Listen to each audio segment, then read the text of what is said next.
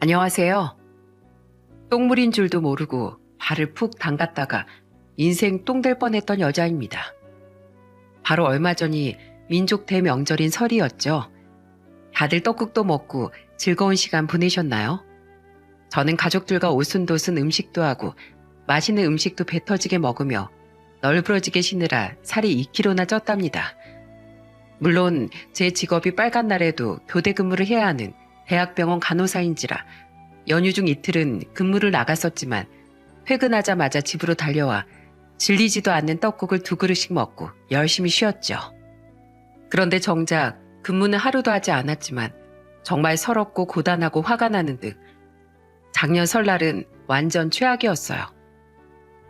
그 보상 심리로 이번 설엔 전보다 훨씬 많이 먹고 놀았던 것 같네요.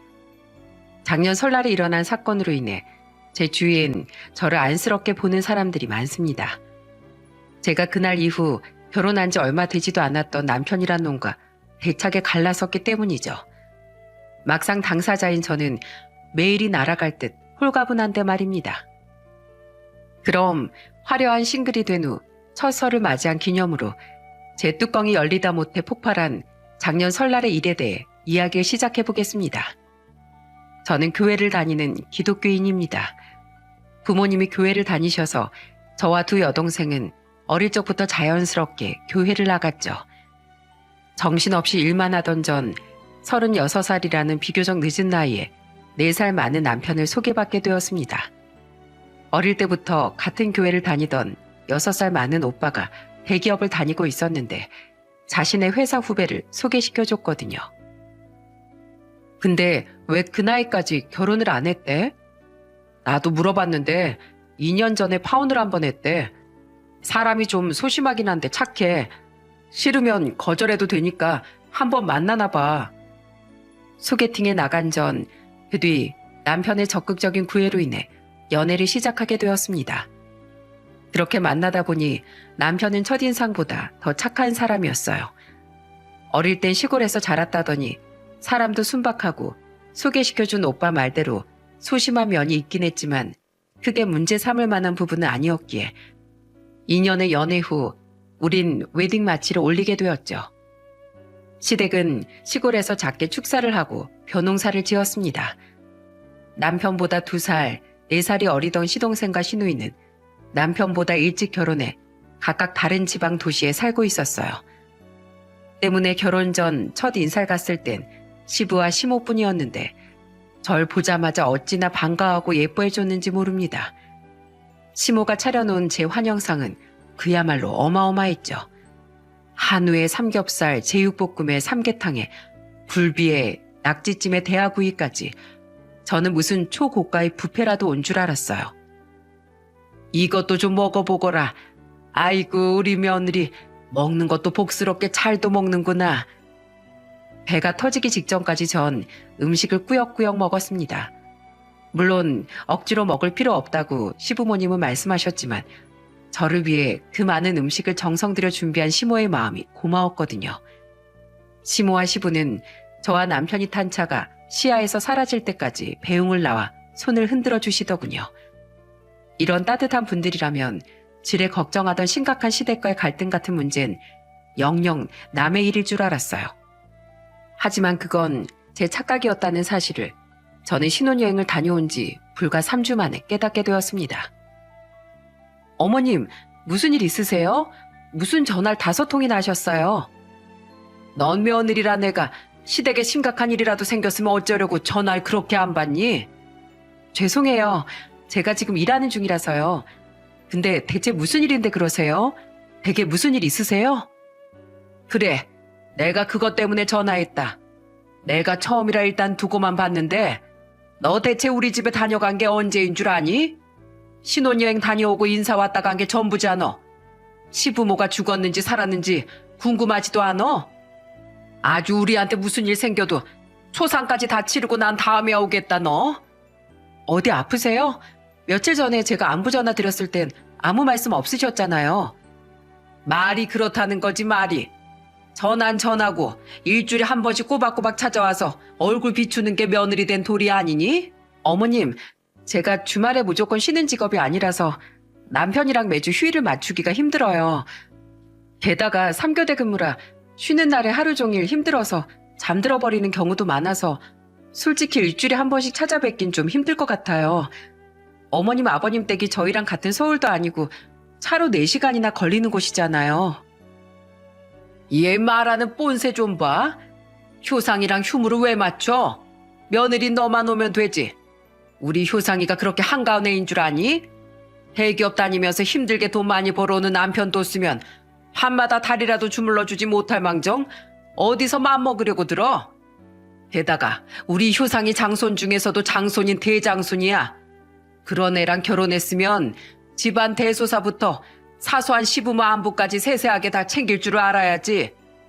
넌 네 동서랑 다르게 우리 집안을 이끌어 나가야 할 맏며느리잖아. 그런 귀한 맏며느리가 들어온다고 이 시애미가 결혼 전에 직접 진수성찬도 차려줬으면 살면서 그 은혜에 대한 보답을 며느리 도리하면서 갚아야 할 거 아니냐? 대체 이게 무슨 일인가 싶었습니다. 일주일에 한 번은 전화를 드리며 나름대로 초보 며느리로서 열심히 도리를 하고 있다고 생각했거든요. 심지어 시댁에 무슨 일이 있는 것도 아닌데 고작 3주를 남편 없이 혼자 찾아가지 않아서 화가 나셨다니 참 황당했죠.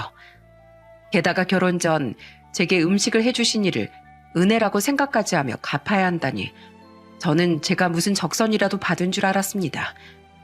지금 할 말을 하지 않으면 앞으로의 결혼 생활이 힘들어지겠다 싶어 예의 바르게 할 말을 한 후 저는 전화를 끊었습니다. 어머님, 저도 좋은 대학 간호과 나와서 한국에서 손에 꼽히는 큰 병원 다니는 간호사예요. 남편에 비해 연봉이 많이 뒤지는 것도 아니고 나름대로 자부심을 가지고 있는 직업이라고요. 일이 힘들다고 토로하는 건 아니지만 저도 남편도 힘든 건 매한가지라는 사실은 알아주셨으면 좋겠어요. 결혼 전에 대접해 주신 건 지금도 감사하게 생각하고 있습니다. 하지만 제가 음식을 적선이나 기부받은 것도 아니고 그걸 은혜로까지 치부해서 갚아 나가야 한다는 말씀은 지나치다고 생각해요. 저희 부모님도 충분히 남편에게 좋은 음식 많이 해주셨거든요. 어머님, 전 어머님하고 잘 지내고 싶어요. 그러니까 제 말 너무 대바라지게 듣지 말아주시고 저도 아가씨랑 똑같은 어머님 딸이다 생각하면서 제 고충도 좀 이해해 주셨으면 좋겠어요. 저 아직 병원에 일이 많이 남아서 이만 끊을게요. 죄송합니다. 건방지니 뭐니 소리를 지르는 시모의 말을 끝까지 죄송하다는 말로 일축하며 저는 전화를 끊었습니다. 제 옆에 선임 간호사분이 제 어깨를 두드리며 위로해 주셨죠. 에휴, 나 신혼 때 생각나네. 결혼 쉽지 않지? 그래도 기왕 결혼한 거 어른들 이해하려고 노력해봐. 다들 옛날 분들이어서 며느린 이래야 한다 저래야 한다 그런 고착화된 생각이 많으셔서 그래. 선배님의 말을 듣고 최대한 시모를 이해해보려고 노력했습니다. 결혼 초부터 힘든 감정을 쌓아나가고 싶지 않았거든요. 저는 집으로 돌아와 시모에게 전화 온 일을 말하며 남편에게 푸념을 했어요.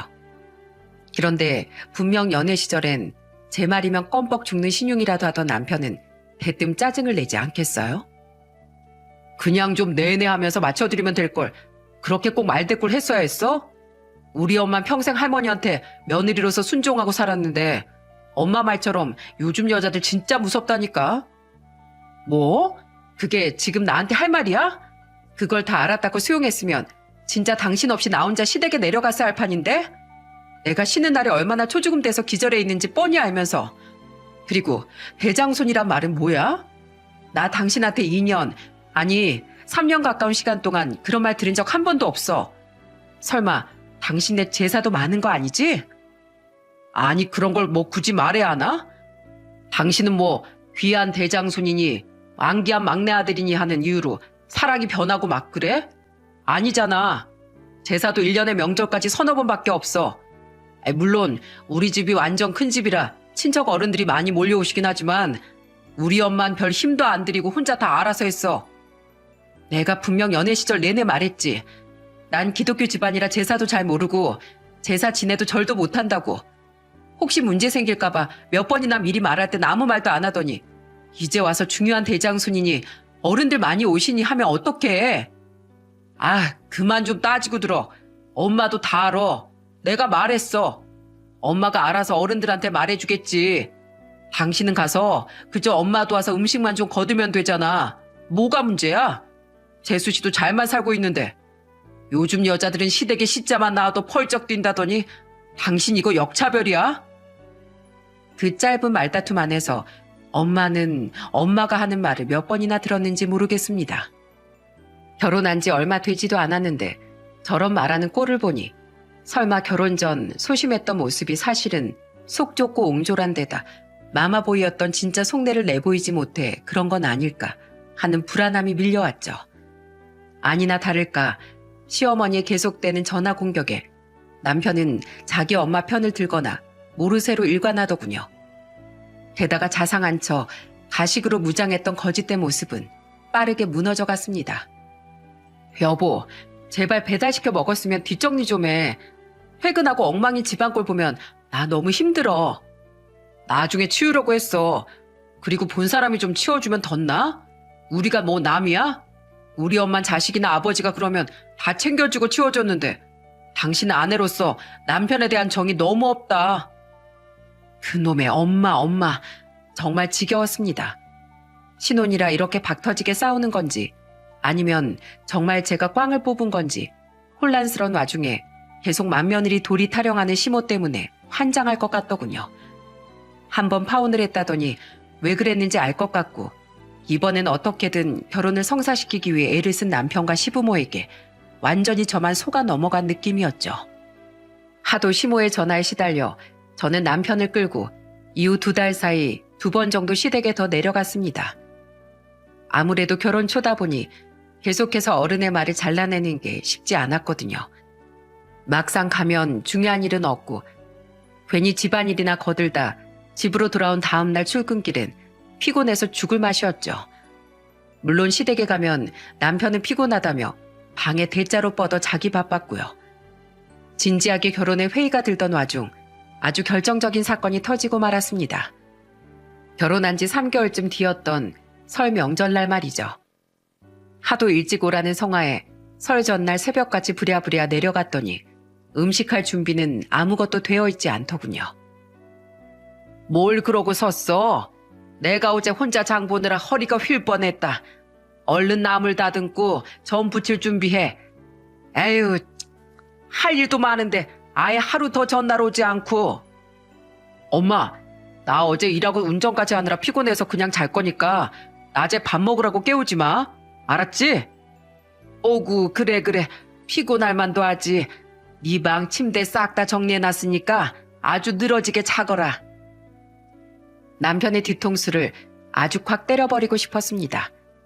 하지만 그놈의 며느리 병이 뭔지 결혼한 지 얼마 안 된 저에겐 아직 시모 앞에서 남편에게 싫은 소리하고 시모에게도 반항하는 일은 상사에게 말대꾸하는 일처럼 어려운 일이었죠. 그렇게 결혼하고 치룬 첫 명절은 완전히 곤혹이었습니다. 해야 할 음식수가 얼마나 많은지 차마 허리 한번 펼 시간이 없더군요. 우리 맏며느리 하던 자상한 모습은 어디 갔는지 시부는 소파에 드러누워 간식이나 커피 심부름을 시키며 가뜩이나 바쁜 절 부려먹기 바빴어요. 게다가 시모는 며느리 교육을 시켜야 한다며 자긴 손 하나 까딱 안고 저를 감시하며 이것저것 훈수만 두더군요. 형님, 일찍 오셔서 혼자 고생하셨네요. 우리 어머님 시집살이 장난 아니죠? 큰새언니, 원래 결혼하고 처음엔 다 고생하는 법이에요. 이거 방금 만든 전이에요? 아우, 좀 탔다. 제사 음식은 정성이 생명인데. 동서와 시누이는 점심시간이 한참 지나서야 술렁술렁 서방님과 시매부와 함께 모습을 드러냈습니다. 동서는 시누이의 친한 대학 동기였다고 해요. 그래서인지 시모가 동서에게 일을 시키려고 할 때마다 시누이는 옛날 사람 티 좀 내지 말라며 자기 엄마를 타박하더군요. 게다가 시동생 또한 평소 일하느라 힘든 사람 고생시키지 말라고 시모에게 싫은 소리를 해댔죠. 보다 못한 저는 그들에게 한 소리 했습니다. 나만 이 집 며느리예요? 게다가 이 집 조상님 모시는 제사 지내려고 이 많은 음식을 하는 건데 왜 정작 이 집 자식들은 손 하나 까딱 안 하는 거죠? 나도 어제 늦은 시간까지 일하고 거의 잠도 못 자고 여기 왔어요. 내가 이 집 종이에요? 어머, 큰새언니, 무슨 말씀을 그렇게 싸납게 하세요. 원래 맏며느리 그런 거잖아요. 저희 엄마 봐요. 작은 엄마들이 바쁘다고 핑계대면서 안 와도 혼자서 가진 고생하면서 맏며느리 본분을 다 하셨다고요. 그런 아가씨는 맏며느리 아니에요? 고모부도 장남이라면서요. 맏며느리 도리하려면 지금처럼 추석엔 시댁 먼저 가고 설엔 친정 먼저 오면 안 되는 거 아니에요? 전 어머님한테 아예 전전을 안 왔다고 욕을 먹었는데요. 에이, 그건 집안 가풍이죠. 어떻게 집안 분위기가 다 같겠어요? 형님, 결혼한 지도 얼마 안 됐는데 쌓인 게 많으신가 보다. 마음 같아선 제가 더 돕고 싶은데요.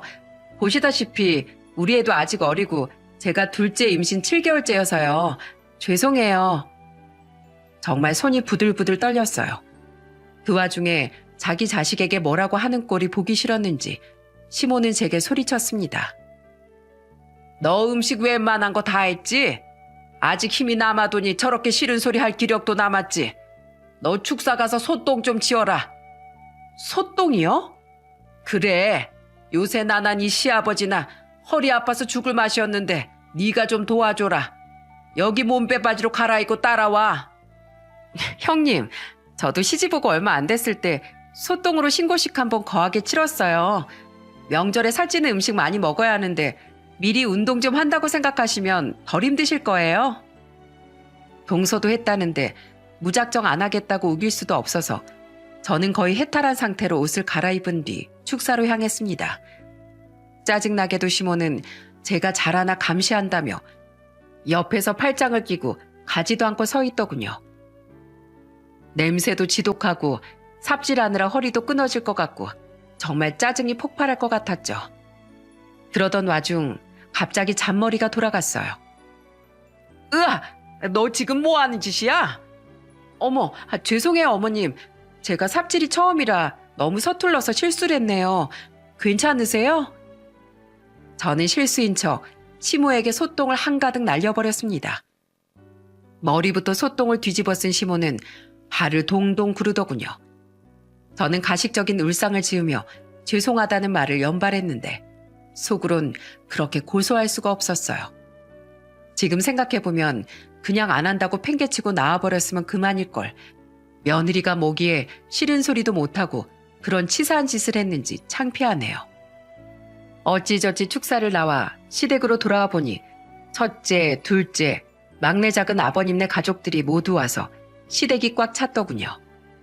심지어 아직 그쪽 집안들은 결혼한 자식이 없어 여전히 며느린 저와 동서뿐이었죠. 그래도 음식은 죄다 했으니 시모와 작은 어머님들과 함께 가족들의 저녁만 차려주면 됐었기에 그나마 숨을 돌릴 수 있었어요. 아이고 조카님, 이거 번번이 고마워서 어쩌나. 작은아버지, 아니 무슨 타짜예요? 평소에 일은 안 하시고 하투만 치시나. 언제 깬 건지 어느새 남편은 방에서 나와 작은 아버님들과 화투를 치고 있더라고요. 그런데 주방 식탁 의자에 앉아 그 모습을 보고 있자니 못나도 그렇게 못났을 수가 없더군요.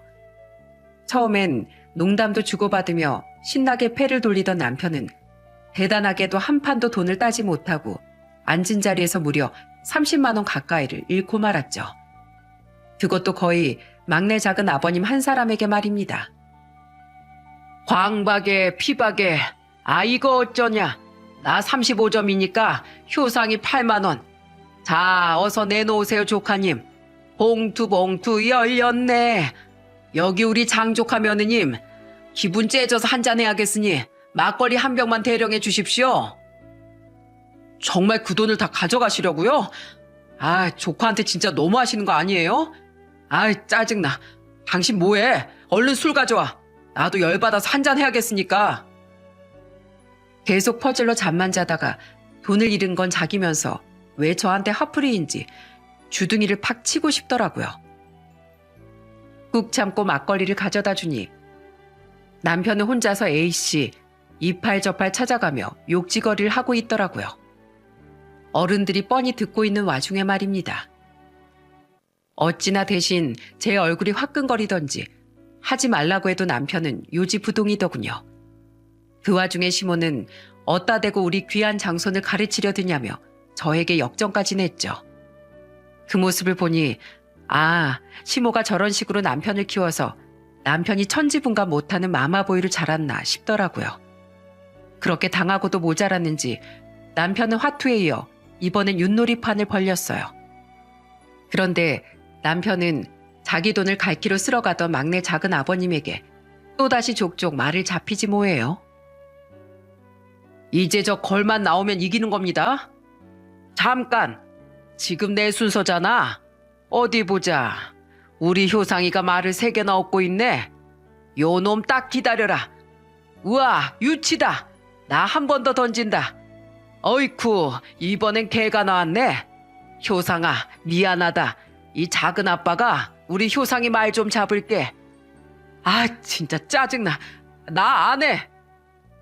성질이 폭발한 남편은 아직 한창 진행 중인 윷놀이판을 뒤집어 엎고 발을 쿵쿵거리며 방으로 들어가 버렸습니다. 방 안에선 아악하는 짜증 섞인 포효가 들려오더군요. 순식간에 거실 분위기는 어색해졌죠. 저는 남편을 대신해 어른들께 사과하려고 했어요. 그런데 거기다 대고 시부가 뭐라는 줄 아십니까? 거참, 넌 집안 대들보가 될 애한테 꼭 그래야 했냐? 왜 괜히 애를 약 올리고 비위를 건드려서는 분위기를 아작을 내? 눈치 좀 챙겨라. 시부는 자식을 혼내긴커녕 자기 동생을 나무라더라고요. 익숙한 일인지 작은 아버님 또한 입만 삐죽이고 말았죠. 그렇게 어영부영 하루가 지나 대망의 설날 당일 아침이 밝았습니다. 너무 피곤해서 기절했던 전 새벽 6시부터 일어나 세수를 하고 성묘 갈 음식들을 준비하기 시작했어요. 시댁은 제사 대신 집안 선산의 조상님들 산소를 전부 돌며 인사를 드린다고 했거든요.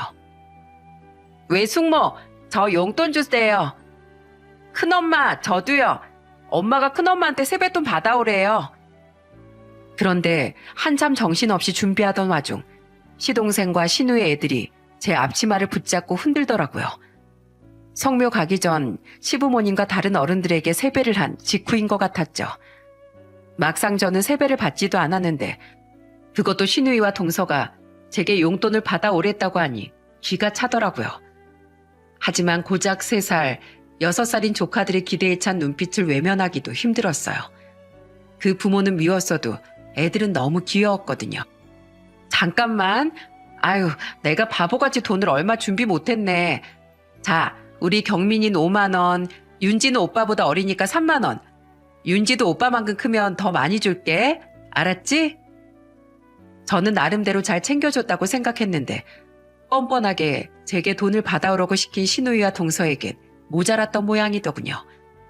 제가 준 세뱃돈을 대놓고 확인한 2사람은 저 들으라는 듯 대놓고 이죽거렸죠. 남편 대기업 다니고 자기도 대학병원 간호사식이나 되면서 사람 참 짜다. 그러게 이걸 누구 코에 붙이나? 일도 안 하고 시시덕거리던 주제에 저딴 소리만 하니 얄밉기 그지없었어요. 손에 든 서가를 거의 던져버릴 듯한 눈빛으로 그들을 노려보니 당황했는지 2사람 모두 제 눈을 피하더라고요. 우선 명절만 지나면 남편을 집에서 아작을 내든 못 살겠다고 이혼을 선언하든 해야겠다고 이를 갈며 저는 성묘를 따라갔습니다.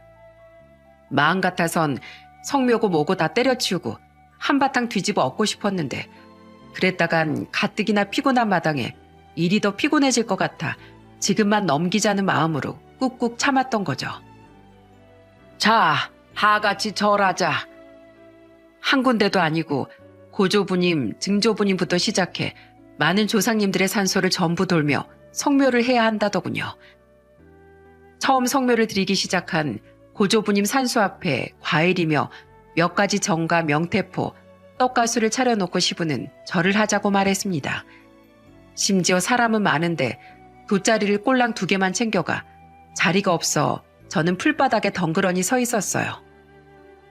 그래도 괜찮았던 건 전 어차피 교회를 다니는 사람이었기에 절을 하지 않았기 때문이에요. 다른 건 몰라도 결혼 전부터 남편에게 누누이 말했던 일이었고 남편 또한 시부모에게 미리 말을 해놓았다고 했기에 별다른 걱정을 하지 않았죠. 저는 뒤에 떨어져 서서 가만히 고개를 숙이고 있었습니다. 그런데 다 같이 절을 마친 뒤 다들 절 이상한 사람 보듯 쳐다보더군요. 당황스러워서 남편을 바라보니 남편은 제 시선을 일부러 피하며 먼 산을 바라보더라고요. 그리고 그때 저는 갑작스런 충격에 어안이 벙벙해지고 말았어요. 아! 이 썩을 것이 지금 뭐 하는 거야? 넌 왜 절을 안 해? 언제 가까이 다가왔는지 시몬은 제가 눈치도 채지 못할 만큼 빠른 손놀림으로 제 뒤통수를 후려쳤거든요. 살면서 이렇게 세게 머리통을 맞은 건 처음인지라 아프기도 하고 굴욕감마저 들더군요. 뒤통수를 붙잡고 기가 찬 눈빛으로 시모를 쳐다보니 시몬 언제 들었는지 한 손에 명태포를 몽둥이처럼 들고 부들거리며 제게 소리치기 시작했어요. 눈가를 왜 그렇게 떠? 뭘 잘했다고?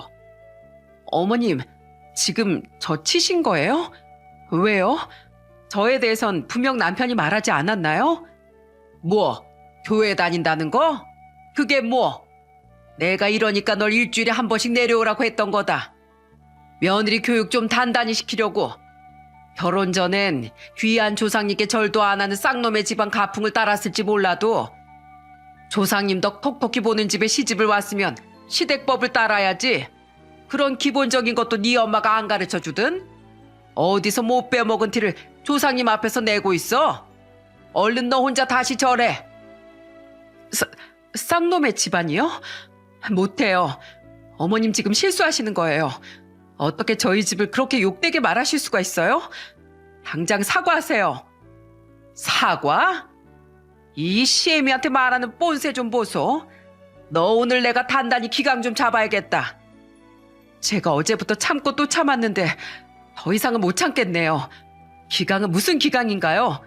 저도 어엿한 저희 부모님 귀한 딸인데 어머님 딸 손에 물 한 방울 안 묻히면서 왜 남의 집 딸인 저만 못 부려먹어서 안달이시냐고요. 그래도 이것이? 더 이상은 못 참겠어서 저는 시모에게 지지 않고 대들었습니다. 그랬더니 약이 올랐는지 부들대던 시모는 손에 들고 있던 명태포로 제 따귀까지 날리더라고요. 까끌까끌한 명태포의 단면에 쓸렸는지 맞은 볼이 굉장히 따끔거리더군요.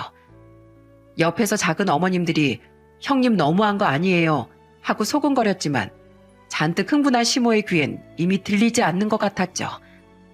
뺨을 부여잡고 잠시 입을 떡 벌렸던 전 이 사람은 말로는 안 될 사람이라는 걸 깨달았습니다. 그리고는 아무 말도 하지 않고 즉시 휴대폰을 들어올렸죠. 너 뭐하냐? 저는 시모의 말을 무시한 채 맞은 부위를 셀프 카메라로 찍었습니다. 그리고는 112를 곧장 눌러 시모를 신고해버렸어요. 네, 제가 지금 폭행을 당해서 신고하려고요. 누구한테요? 제 시어머니라는 사람한테요. 네, 빨리 좀 와주세요.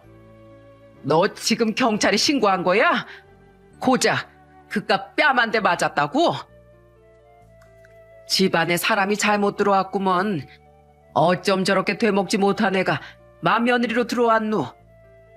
시모는 그런 저를 보며 경악을 했습니다. 시동생과 시누이를 포함한 다른 친척들은 기함을 하며 저를 바라보고만 있었고 시부는 혀를 차며 고개를 절레절레 흔들더군요.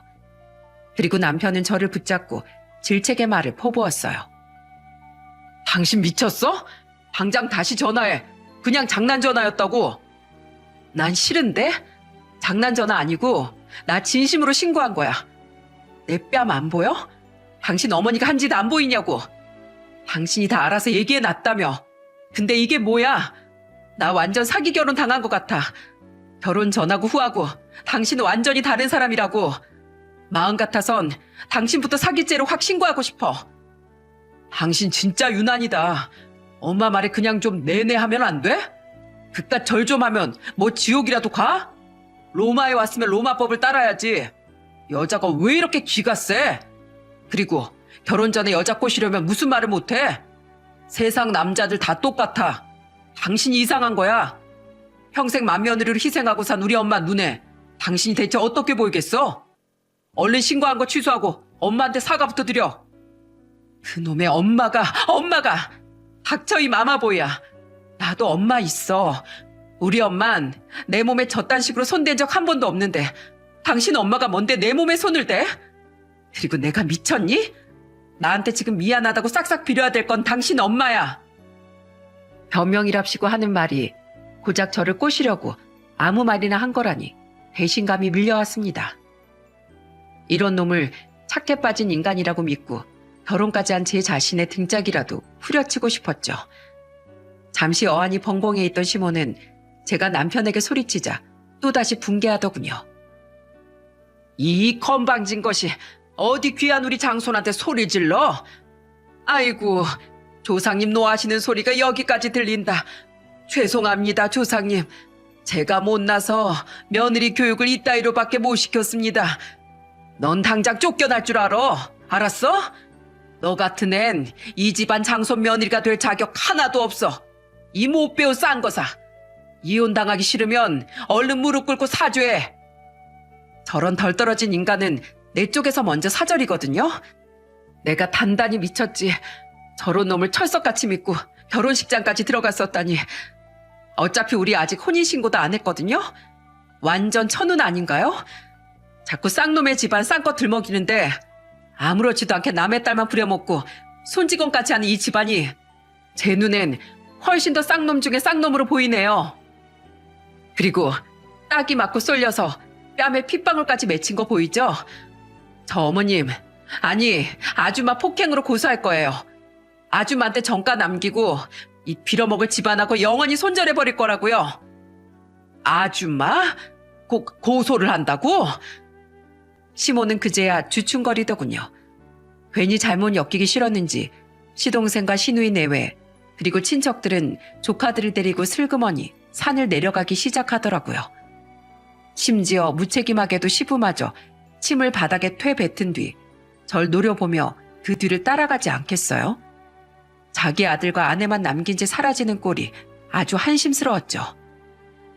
여보, 나만 두고 가면 어떡해 해요?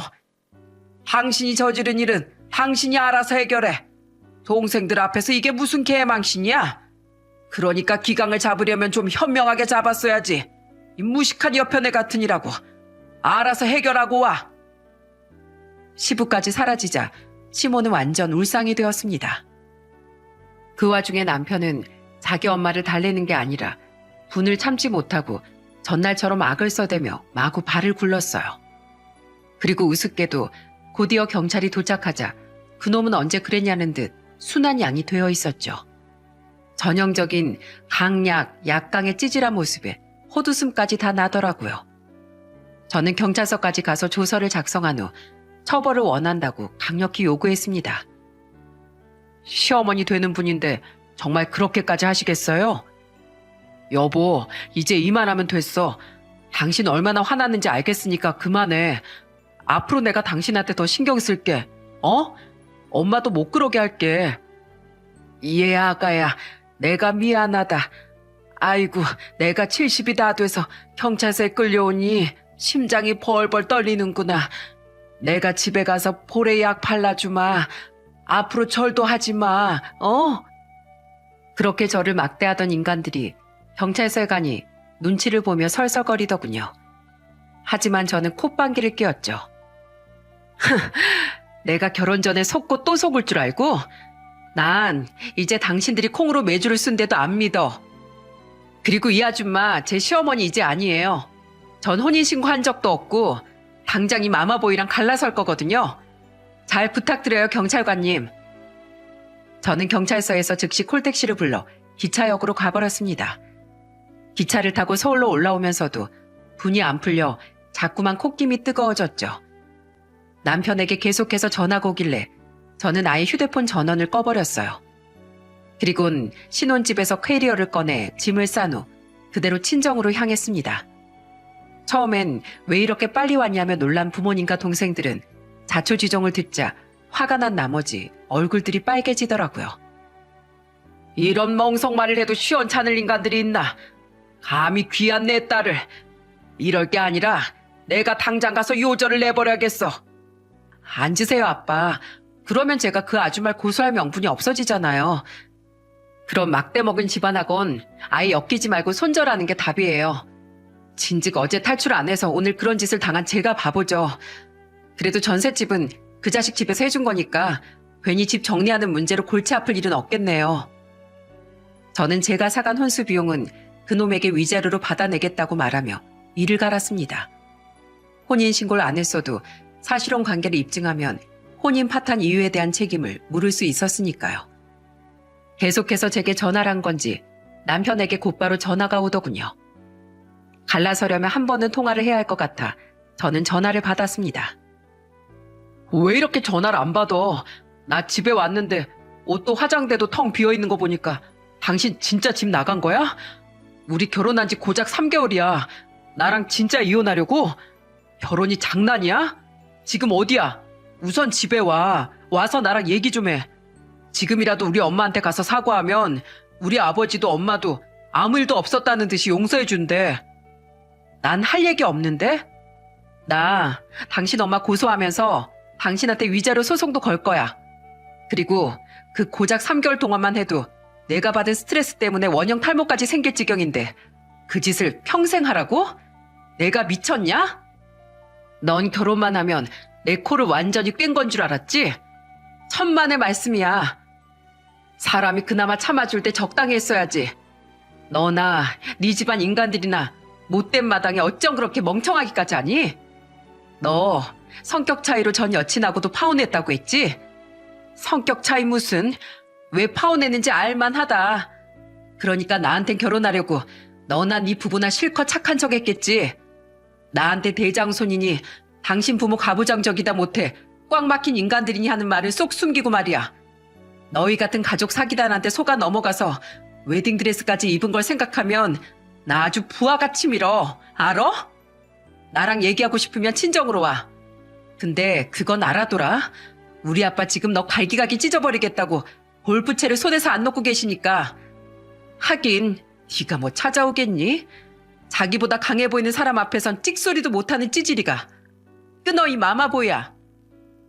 역시는 역시였어요. 저희 아빠가 무서웠는지 그놈은 제게 줄기차게 전화와 문자만 남겨댔을 뿐 친정 근처엔 얼씬도 않더라고요. 저는 연휴가 끝나자마자 진단서를 끊었고 변호사를 통해 정식으로 시모를 고소하고 남편에게 위자료 소송을 걸었습니다. 그리곤 남편을 소개시켜준 교회 오빠에게도 전화해 결혼하고 3개월 동안 그놈과 그놈 집안이 제게 했던 행동들에 대해 전부 폭로해버렸죠. 오빠는 당황하며 제게 사과를 하더군요. 진짜 이 과장이 그랬다고? 미안하다. 회사에선 윗사람들한테 싹싹하게 잘하고 큰 소리 한번 낸 적 없는 사람이라 미처 몰랐어. 일은 그저 그래도 사람은 착한 줄 알았더니 내가 사람을 단단히 잘못 봤구나. 됐어. 남편 잘못 고른 건 난데 오빠가 왜 나한테 미안해. 그래도 주선자인 오빠는 왜 갈라서게 됐는지 언젠간 알게 될 것 같아서 내 입으로 이렇게 먼저 얘기하는 거야. 그 비겁한 인간은 분명 날 이상한 사람으로 만들게 뻔하니까. 아니나 다를까 그놈은 정말로 오빠에게 저를 이상한 사람으로 만들려다 욕만 바가지로 먹었다더군요. 제 파경 소식을 들은 직장 동료들은 걸려도 그런 재활용도 안 될 놈이 걸렸냐며 저를 위로해 주었죠. 그런데 한창 고소와 소송을 진행 중이던 어느 날 친정으로 뜻밖의 사람이 찾아왔어요. 뭐야? 당신이 뻔뻔하게 여길 왜 와?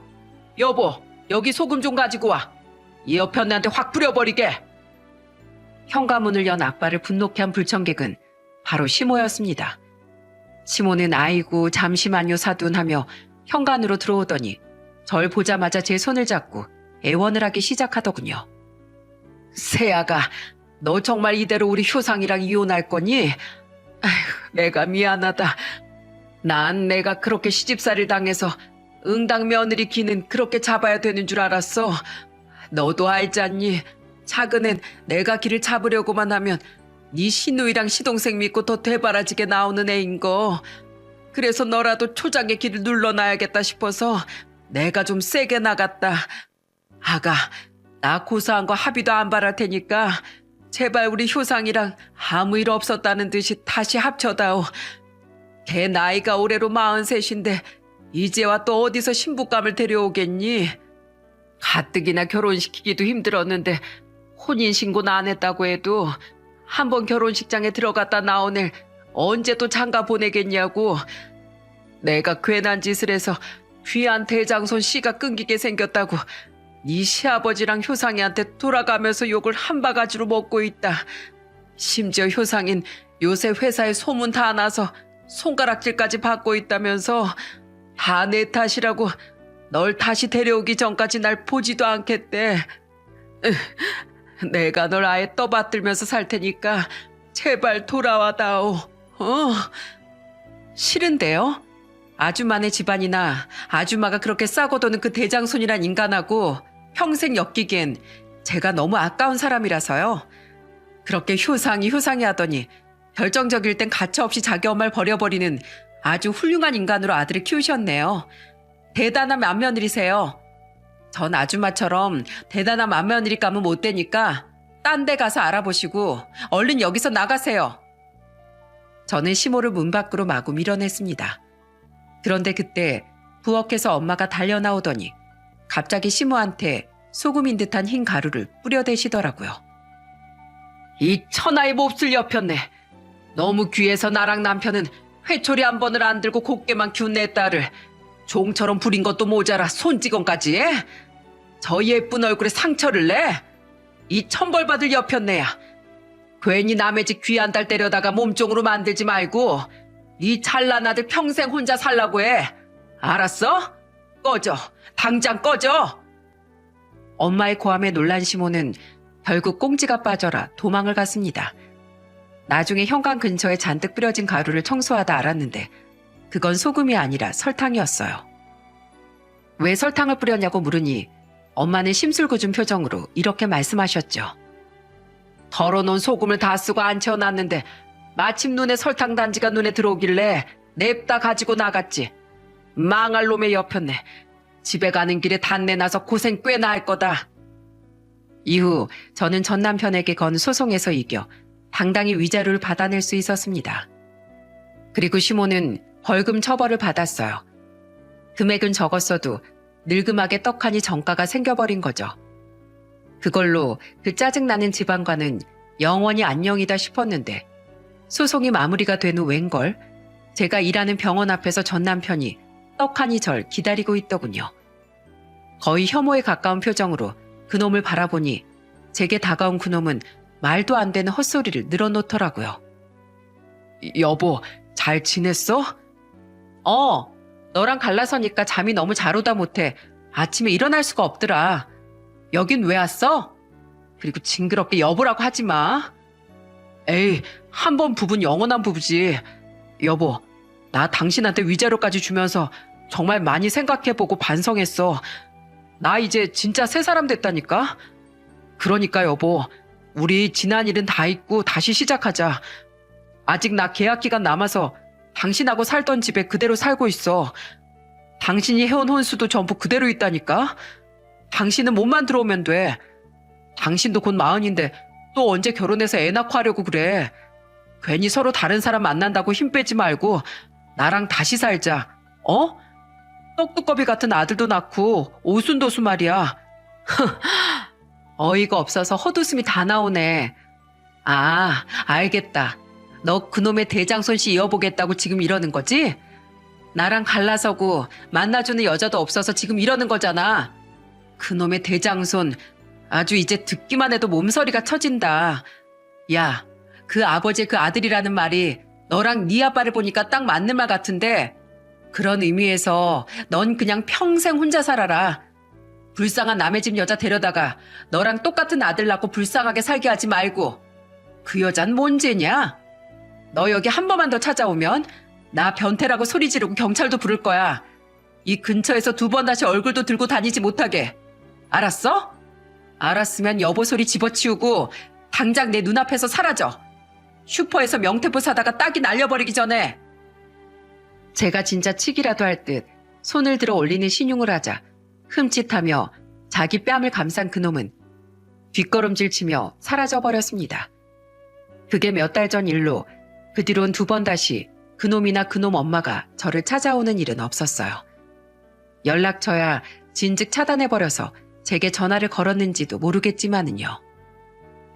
교회 오빠에게 듣기로 그놈은 회사에서 이 사람 저 사람에게 또 소개팅을 해달라고 조르다가 따돌림을 당했다고 합니다. 가뜩이나 저와 일로 손가락질 받고 있던 차에 미운 털이 완전히 박혀버린 거죠. 심지어 저와 갈라선 이후 나사 하나가 빠져있던 그놈은 회사에 큰 손해를 끼칠 정도의 엄청난 업무 실수를 해버려 결국 책임지고 퇴사를 했다고 하네요. 지금은 열심히 이력서를 돌리고 있는 모양인데 나이도 많고 낸 성과도 별로 없으니 아마 대기업은커녕 중견기업으로 이직도 힘들 거라고 하더라고요. 그렇게 짧고 굵은 최악의 결혼 생활을 마치고 저는 다시 마음 편한 싱글 라이프를 누리고 있습니다. 결혼 전에 미처 몰랐는데 퇴근하고 치킨에 맥주 한잔하며 부모님과 TV를 보는 일상이 너무 소중하게 느껴지더라고요. 앞으로 제가 결혼을 할지 안 할지 모르겠지만 솔직히 지금은 더 이상 결혼 생각은 없어요. 잠시 겪어본 결혼에 대한 기억이 너무 좋지 않았으니까요. 앞으론 그저 제 부모님께 열심히 효도하면서 올 여름에 결혼할 첫째 동생의 행복을 빌어주며 소소한 일상을 살아가려고 합니다. 여러분, 제가 사연을 보내게 된 이유는 몇몇의 악독한 시어머니들께 당부를 드리고 싶어서예요. 당신 자신 또한 언젠간 누군가의 며느리였다는 사실과 며느리 또한 누군가의 귀한 딸 자식임을 절대 잊지 말아달라고 말이죠. 물론 세상엔 좋은 시어머니들이 훨씬 많지만 분명 곳곳엔 제 시모 같은 시모를 둔 며느리들이 몸고생, 마음고생을 하고 있을 테니까요. 모든 분들이 고생하셨지만 오늘은 특별히 명절을 치른 많은 며느리들 그리고 어머니들의 노고에 감사를 바치며 이만 사연을 마치겠습니다. 모두 새해 복 많이 받으세요. 감사합니다.